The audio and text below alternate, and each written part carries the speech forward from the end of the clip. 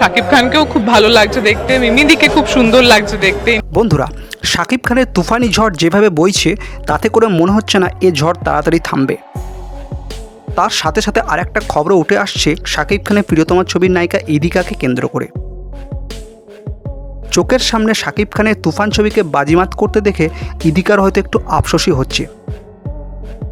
এর কারণ জানতে গেলে আমাদের একটু অতীতে যেতে হবে।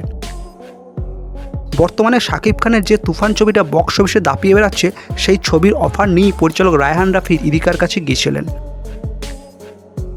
কিন্তু একটা বিশেষ কারণে ইদিকা ছবিটাতে না বলে দেন। এর জন্য এখন তাকে আফসোস করতে হচ্ছে।